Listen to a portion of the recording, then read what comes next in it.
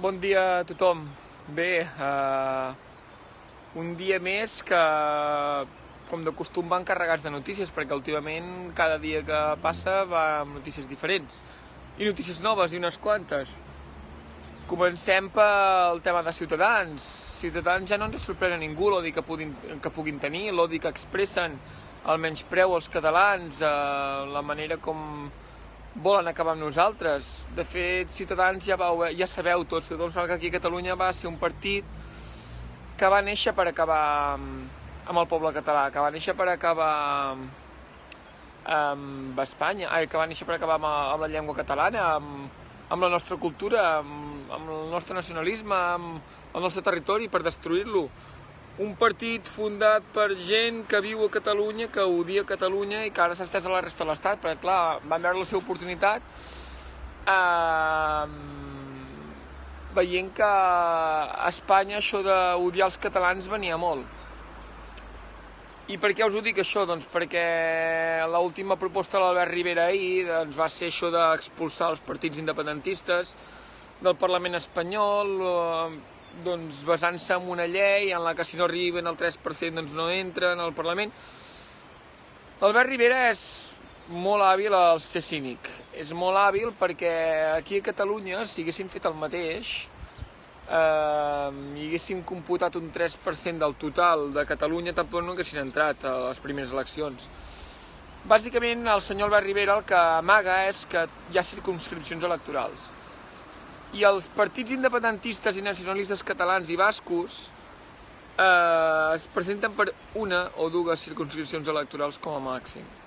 No es presenten per tot l'Estat, per tant tu no pots computar aquests partits com que necessiten el 3% dels vots de tot l'Estat espanyol, sinó que necessiten més del 3% en tot cas dels territoris on es presenten. I li recordo al senyor Albert Rivera que tant Junts per Catalunya o PDeCAT i Esquerra Republicana a Catalunya superen de sobres el 3% i el 10% i fins i tot el 15%. Per tant, aquest argument de l'Albert Rivera no és vàlid.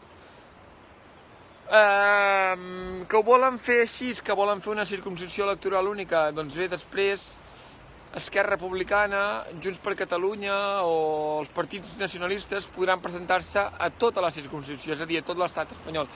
I una persona de Madrid, i una persona d'Andalusia i una persona de Galícia, si vol, podrà votar un partit independentista català. I no només els podrem votar a Catalunya. I una persona de les Illes Balears els podria votar. Parlant de les Illes Balears, només cal recordar-vos les últimes eleccions europees que hi van haver-hi.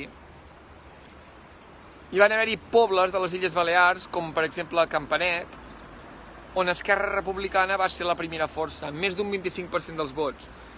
Ara mateix Esquerra Republicana, la gent de Campanet no la pot votar en unes eleccions espanyoles. Ni la gent de Mallorca, ni la gent de Menorca, ni d'Eivissa, ni de Formentera, no poden votar Esquerra Republicana. Igual que la gent del País Valencià, i potser trauria simpaties d'aquests altres territoris. I potser també incrementarien els vots aquests partits, que ara no els poden gaudir. O sigui que el senyor Albert Rivera, amb aquest cinisme que fa, doncs que vol jugar amb el que sigui per acabar amb els independentistes. Ja heu vist que no es perseguirà ni s'expedientarà els professors de la Seu d'Urgell. Ha demanat perdó el senyor Albert Rivera? Jo crec que no. No demanen perdó per res. Abusen d'autoritat, abusen de tot. I no demanen perdó. Insulten, menyspreen, ataquen. I no demanen perdó. Si estan fets per odiar. Ciutadans està fet per odiar, està fet per atiar l'odi.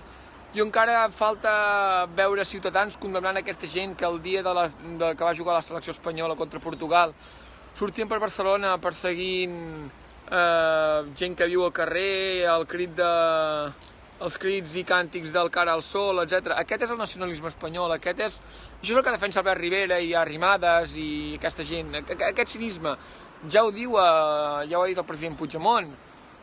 És un partit que utilitza l'odi molt bé. Ciutadans només viu de l'odi.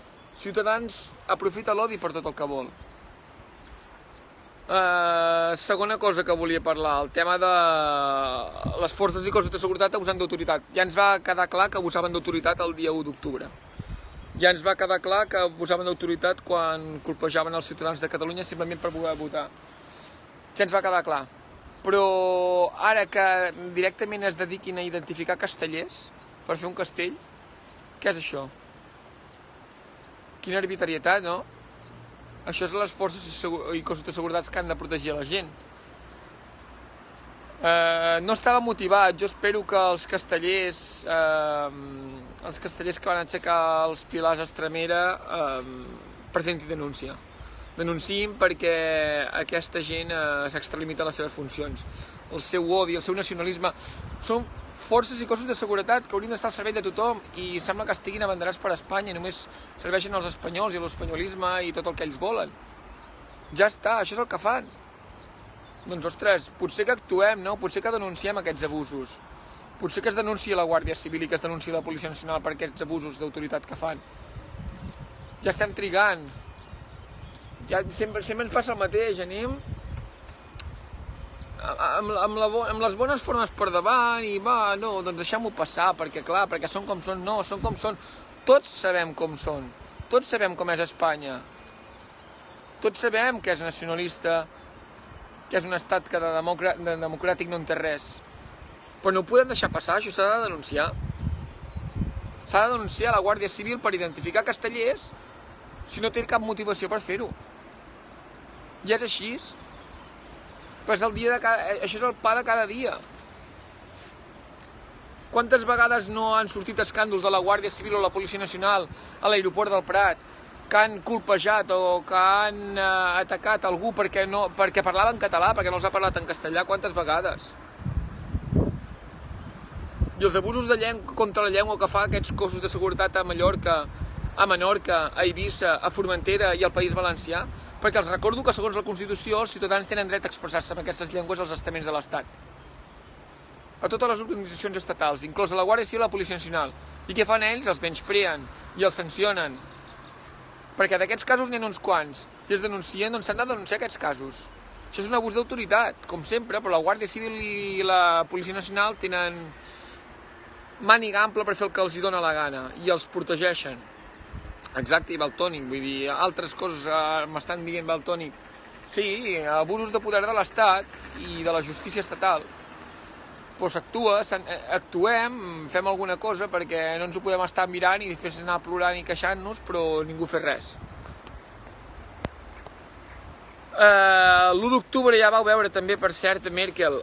Va ser la que va aturar la violència. És que era de traca.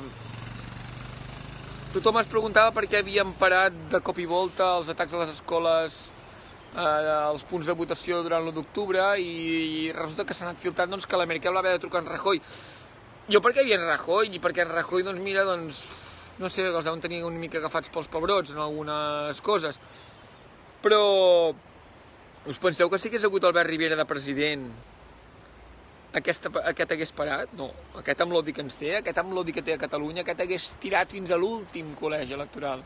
Aquest s'hagués carregat fins a l'última persona que hagués estat davant d'una urna. Aquesta és la pura veritat. Però mira, doncs, resulta que encara Europa potser intimida una mica l'estat espanyol. De totes maneres, el que és trist d'Europa és que després callés i... D'acord, va actuar el dia 1 d'octubre, va exigir a en Rajoy que aparessin les càrregues i es van aturar. Però fora d'això, cap condemna o no hi ha hagut pas cap condemna explícita. Tot això és perquè es van filtrant coses i ens ho va explicant la gent. Però res més. Res més. Per no parlar ja d'altres temes que han sortit, com el tema de la Gürtel. Jo la policia espanyola, de veritat, la Policia Nacional espanyola, la Guàrdia Civil, en lloc d'estar tan preocupats amb si algú parla català, si algú fa castells, que es dediquin a investigar tots els morts que hi ha darrere de la Gürtel. Que es dediquin a investigar tots els morts que hi ha darrere de la trama Gürtel, com la regidora que va morir ara a València, que va destapar temes de la trama. Per què no ho miren? O perquè que es dediquin a investigar què és M. Rajoy, que tothom sap què és M. Rajoy, menys la Policia Nacional i la Guàrdia Civil. Hòstia, doncs, si la Policia Nacional i la Guàrdia Civil no tenen ni puta idea de què és M. Rajoy ni ho investiguen, doncs deixin una mica que desitjar, no?, com a policia. Ho trobo una miqueta penós no investigar això i quedar-se tan amples. Quedar-se tan amples, no, és que no sabemos quién és. Doncs quina classe de serveis d'investigació té la Policia Nacional i la Guàrdia Civil? M'agradaria saber-ho, perquè de veritat que és per riure. Són per riure, aquesta gent. Però vaja, són com són. És l'estat que és l'estat que protegeix els seus, és l'estat que protegeix els mateixos i persegueix els altres, com sempre. En fi, no tinc res més a dir-vos, em sembla. O sigui que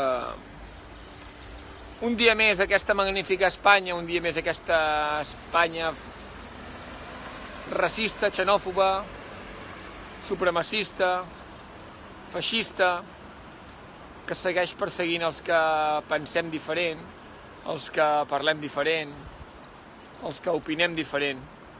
Aquest és l'estat espanyol, això és democràcia entesa per Espanya. Visca la República de Catalunya. No dubteu que ho aconseguirem.